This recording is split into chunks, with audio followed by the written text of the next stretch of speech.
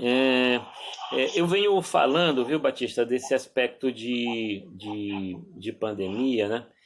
Algumas coisas elas estão ainda obscuras, né? Tá meio nublado, assim, a gente tem dificuldade de ver lá na frente o que, que vai acontecer. Mas tem algumas coisas que estão bem claras, né? E já estão claras e a gente já percebe e já fala. Por exemplo, posso citar aqui, por exemplo, o fato da tecnologia, da colaboração, dos teleserviços, do uso da internet se tornar mais presente, né? Não mais no futuro, no mundo atual, né? E a gente vinha passando por esse processo de adaptação, eu diria que dos anos 90 a gente vinha passando por esse processo de adaptação, descendo a informática dos mainframes, aí foi para baixo da mesa, depois veio para o notebook, a informática foi para os telefones e agora está voltando para as mesas. Primeiro os dados estavam nos mainframes, desceram os dados para os HDs das máquinas, agora os dados estão indo para as nuvens, né? Já estão nas nuvens. E só que a pandemia ela obriga e nos obrigou a conviver com esse processo de uma forma muito mais rápida, né? A gente teve que assumir isso, né? O que a gente estava negando, o que a sociedade vinha negando e vinha fazendo paulativamente, gradativamente, a gente teve que fazer isso de uma hora para outra para conseguir sobreviver, para conseguir resistir, né? Isso é reflexo, né, de momentos semelhantes que aconteceram na humanidade. Toda vez na humanidade que a gente teve essas rupturas muito grandes, o mundo teve que mudar muito rapidamente.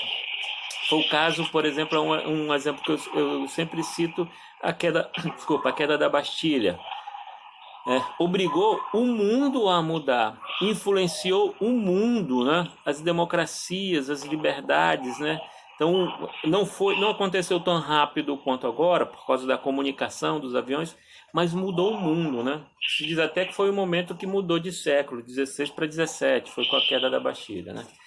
Mais atualmente a gente tem grandes transformações que o mundo sofreu entre Primeira e Segunda Guerra, e no meio ali a crise de 29, né?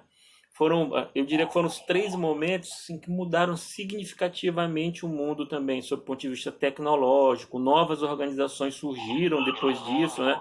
ONU, OMS, assim sucessivo, todo um arranjo, Conselho de Segurança, todo um arranjo institucional mundial surgiu a partir dessa ruptura, vamos assim dizer, dessas crises, né? E a gente teve, e assim, esse fato se repetiu com a crise do petróleo, em que o mundo teve que se reinventar, e a gente teve o caso do Proálcool, carros a álcool surgiram com a crise do petróleo, né? Aqui no Brasil. E aí a gente vê crise do subprime, mais recentemente, né? Aí emendou a crise do subprime com o 11 de setembro, né?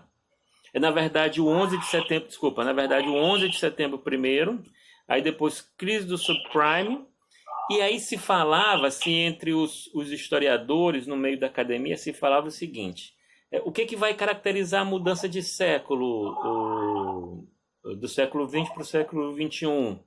O 11 de setembro ou a crise do subprime?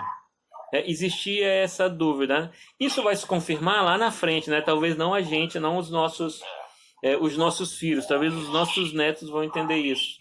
Só que hoje a gente tem três fenômenos separados de anos, né? Mas, entretanto, assim, se a gente for comparar a história, é um piscar de olhos.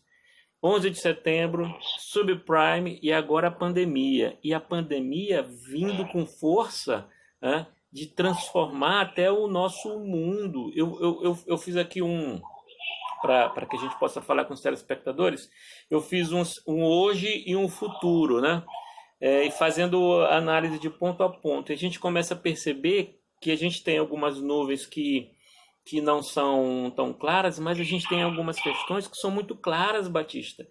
E então, sendo assim tão claras, a questão é o que, que a gente está fazendo hoje para se preparar para isso. Será que a gente vai esperar o barco afundar para a gente poder aprender a nadar?